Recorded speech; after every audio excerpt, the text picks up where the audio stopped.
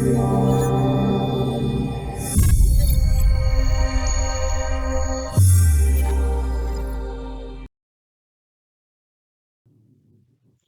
and welcome to another episode of Naburva Talks.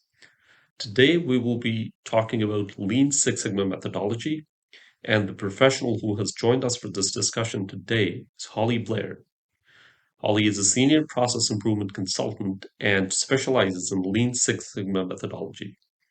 She holds a master black belt in Lean Six Sigma, and she's a founder of Engineering Possibilities, which is a Calgary-based lean consulting firm. She also holds multiple other professional certifications in the area of change management, executive coaching, business analysis, etc. She also holds a degree in chemical engineering and is a member of Professional Engineers and Geoscientists of Alberta. Welcome, Holly. Thank you. Yeah, first of all, thank you so very much. You took the time. I believe you must be super busy with your projects and everything. So thank you so much for making time for this interview. We're really glad that you're here, and I'm sure that people who will be watching this discussion will definitely be able to draw a lot of value from your expertise that you will be sharing with us today. Awesome. That's great. Perfect. So let's begin with your company. So I know, I mean, the name of the company is Engineering Possibilities, but I would imagine that you provide lean consulting services to all different kinds of industries and sectors. Is that right? Yeah, that's correct. So I'm an engineer myself, so that's really where the engineering piece came from. But to me, engineering is more about creating and developing, building things than it is about actual like math anymore. So Engineering Possibilities is about making a difference with organizations, usually in the manufacturing space, just because it aligns with that well. But really any kind of service business. I also have a sweet spot for entrepreneurs and developing, growing businesses, particularly the ones that kind of grew too quickly and then paced their processes or just never had any to start with. So I work with anyone from like small entrepreneurs to mainly manufacturing, assembly projects, and actually like making things like chocolate, candy, food, beverages, breweries, anything like that. Right on. Perfect. So, if you don't mind sharing with us a little bit about like what really became the motivation that led to the creation of Engineering Possibilities. Yeah, so I worked in industry after I graduated from university for about 10 years for a fertilizer manufacturing company. And I was an actual process engineer. I worked like in the chemical plant. I made ammonia and urea, which is little white pellets you find in bags of fertilizer. And I worked in operations, ended up being the operations superintendent when I was 28, which is a job you should have 28 years of experience for, not like be 28, but that happened. And I kind of got thrown into the fire a little bit. And then the company had a Lean Six Sigma black belt program, and they pulled about 40 of us from around the organization. And I got pulled out of operations at a time where I was about to quit, that I was just like, this is ridiculous. They're calling me at 3 a.m. This plant is not reliable. This is terrible. And I got to go. So I saw this opportunity to join this black belt program. And when I went there, we did 5 weeks of training and then another 6 weeks in the fall. It was like a spring and fall activity. And I got trained in Lean Six Sigma and got my black belt, and really started to discover the real power of Lean Six Sigma and how simple the tools were, but also how impactful they could be to solve all of those systemic problems that I never had time to deal with when I was in the throes of working in operations.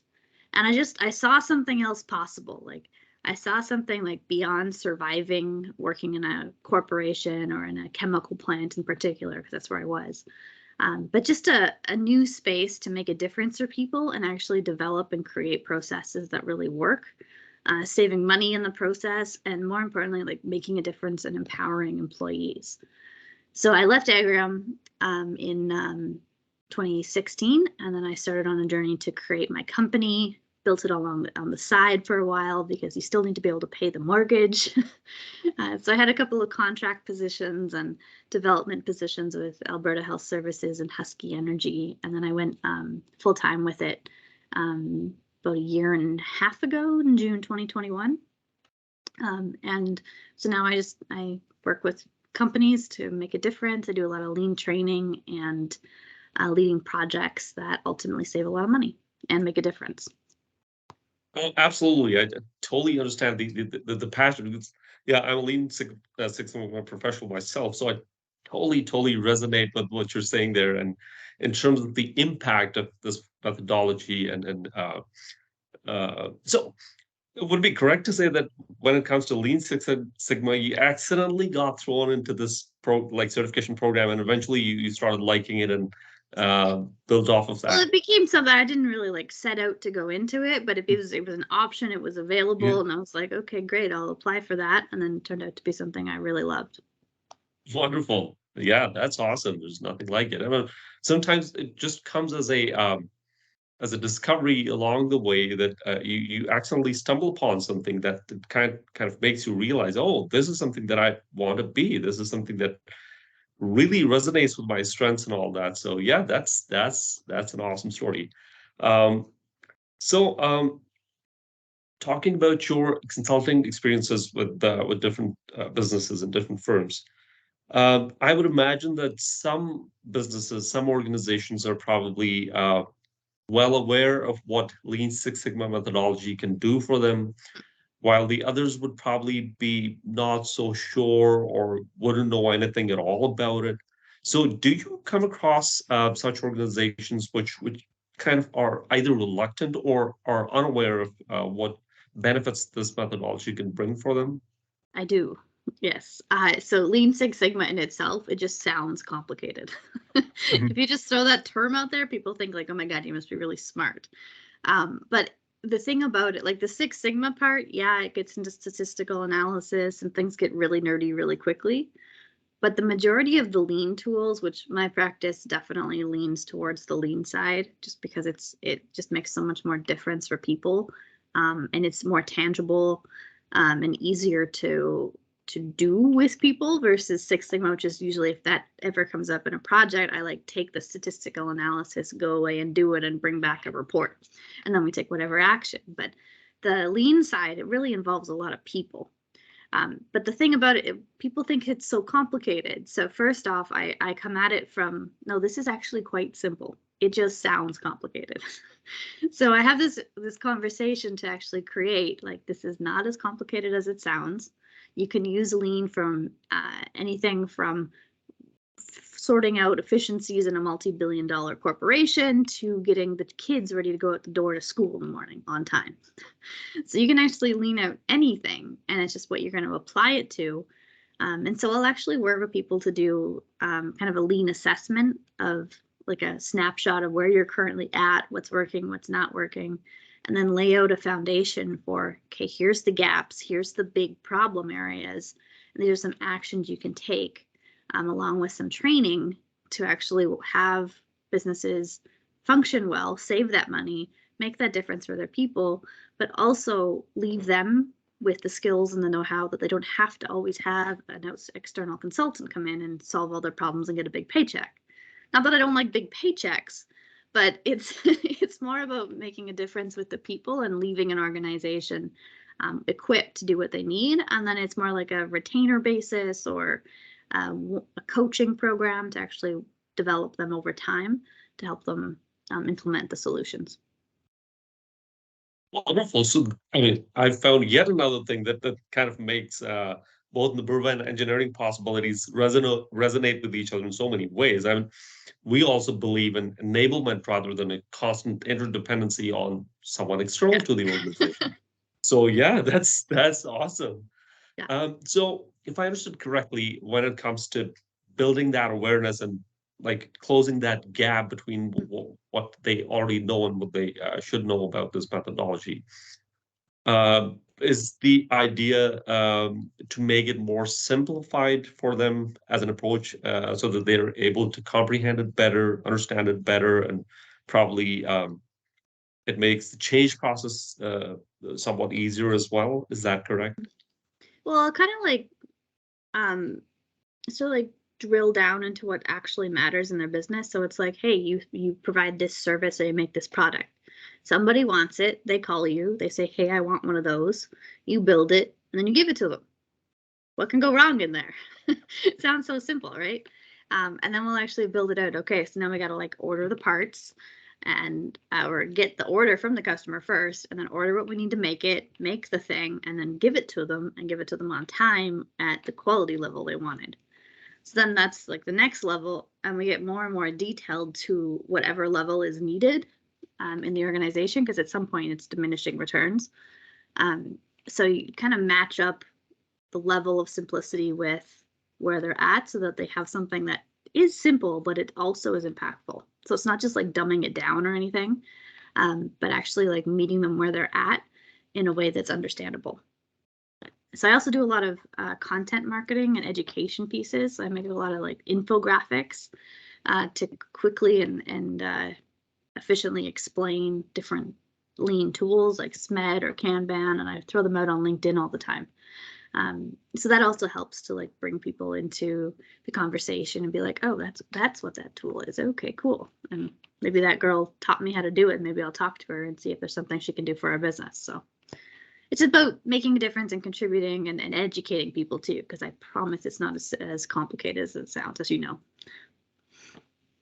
Yeah, that's great. And once a client or an organization, once they realize what the true impact is and how self-sufficient they can be if they truly embrace this methodology, I mean, I don't see why they would be reluctant or hesitant in adopting it as an approach which they could kind of go forward with, like in future on a constant basis. So yeah, that's a wonderful thing that you do for them, like making them independent and in charge of their own performance improvement initiatives, which is like the lean and six. It's an ongoing process. It's the Yeah, repeated continuous improvement Kaizen philosophy that kind of keeps the things going tiny step at a time. So that's wonderful. Um, Now, when we talk about a Lean Six Sigma project, we are essentially talking about some degree of change. Well, for some projects, it could be major. For some projects, it could be minor. But essentially, we're dealing with the idea of change. So, what is the attitude of a typical client that you deal with as a consultant? How do they approach change? Is this something that they find really scary, or they're on board, or how does that work out? I find is different for each person involved in the change. Usually the leadership, and hopefully the leadership is on board and they're all for it. Mhm. And then you'll find like different levels as you go through the organization, to the management level and to like the actual guy on the floor with the tools in his hands. So there's a different conversation to have with each level and each person individually, because they might be at a certain level but be the outlier in that space. So I do like to actually talk to all the people involved and ask them questions, see what their opinion is on it. A lot of times I discover things that would be very useful that maybe I didn't know about, or the organization didn't know about, or the person just thinks needs to be included, but it's actually out of scope, but I just don't know it. So having a lot of conversations for why we're doing what we're doing, how it impacts them, and then why it's beneficial. So change management and lean are like completely intertwined with each other. You can go about lean with like a barking orders, telling you how you're going to do it, and if you don't comply, you're out type of approach. But I don't find that works. So I do not do it that way. And I'd much rather get connected to the people and then see where they're at, and then bring them on board in different ways and actually incorporate all of their ideas, because they actually know what they're doing. Like they're the ones that have been there for 20 years. I've been here for like 20 minutes, most cases, relative to them. So to actually value their opinion and then see what's there, what's missing, or maybe there's something that's just not been communicated well. So it's sort of like a little bit of a mystery game of when there's somebody that's not on board, like, okay, cool, let's figure out why and how, and maybe there's something that the project team is fundamentally missing that we need to address. So kind of come at it from a I don't know anything type of space. Not that I don't know anything, but like a real openness to listen and hear what's actually there, and just dealing with what they say as what they say when there's a objection, or even people who are really on board with it. to keep encouraging that, because you don't want to just like gloss over and pretend everything's cool. You actually want to get to what really doesn't work and address it. Right on. Absolutely. I mean, I can totally understand. Actually, change management is such a critical topic when it comes to like any sort of projects, and especially Lean and Six Sigma, because we're moving away from an old process to a new one. So there is an inevitable element of change there. So, like you said, without a change management strategy, the exercise is not going to be as fruitful, or in Even worst case, it's effective not sometimes. fruitful It at could all. just fall apart. Yeah, that's right, and that's why we like in our Naburva's like outline of our Lean Six Sigma training program. It's like change management is a part of the module. It's a part of the course because like I also firmly believe in the idea that without effective change management, the project cannot be successful. So yeah, thank you for kind of endorsing me on that through your experience. Yeah, completely aligned on that one. Absolutely. So my final question would be like what are your thoughts on the importance of proper Lean Six Sigma training? And the reason why I asked this question is that since this field is not really regulated, so there are all sorts of players out there with like once I stumbled upon a something in which like a program in which they would award black belt to somebody just by answering 60 multiple choice questions, and Yeah, that's I've it. seen those. So, so I mean, what do you think, or how important do you think it is for a Lean Six Sigma consultant or a professional to have proper training? Yeah. Well, first, one of the things I do love about Lean Six Sigma is that it is all open source. So Yeah. you can just Google it and you can get Mhm. like enough knowledge to go get dangerous. So I do really like that it's open source and just available out there. It's not proprietary and it's not like all locked down or you have to pay to get into it. So there is that aspect, but then there's also like the integrity of your application of it. So Yeah. there's one thing to like pass that 60 multiple choice question exam, and sure you get whatever uh, certificate or whatever afterwards. You throw that on your resume or LinkedIn profile and go at it. But there's a difference between the knowledge and then the actual application of it and the practitioner side. And I've run into other professionals that, yeah, they have the knowledge, but like they learned it all in a book. They never actually worked with the people and like been in the trenches of actually leading projects, running into roadblocks, like thinking you're going to solve one problem and you end up solving something completely other, or you get into like a attempt to boil the ocean type of project and you just get overwhelmed with the scope. So if you don't actually go through all those spaces, it's really hard to actually make a difference. So I think the most powerful lean consultants are people that have actually like done the work, been in there, had the breakdowns, had the failures, and then ultimately had some successes in there and started to develop their expertise and approach to using lean for making a difference. So kind of I think it's really important to go with an accredited or at least a very professional organization, and in particular one that at minimum has you do a project for green belts and Absolutely. black belts, and at least one for black belt. And it should have like enough criteria around it, like saving an appropriate amount of money, like $250,000 or something that's a match for the size of the organization. Um, so yeah, it should be. But you're right. It's kind of funny that it's not regulated and it's sort of a free for all. You can't get by and sound really good until it's time to actually put your money where your mouth is and actually do it. Then you can find the people that maybe read the book and didn't do the practice. So Yeah, that's right. I totally hear you on that.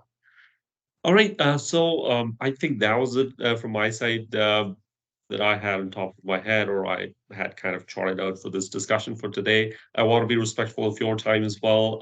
I know we kind of overshot what we originally oh planned no, for, but the discussion was so interesting that I just like it kept going, and I didn't even realize what time it was. I didn't So either. thank you so very much for sharing your thoughts and your experiences with us. And I'm sure the people who will watch This discussion will have tons and tons of value about what this methodology is, how we can implement it, what it really means, what it's not, Mm. and in terms of what they should be looking for when they're hiring a Lean and Six Sigma consultant. So thank you so very much once again, Holly. You're so welcome. It's been great to meet you and have a chat tonight. Absolutely. Thanks a lot.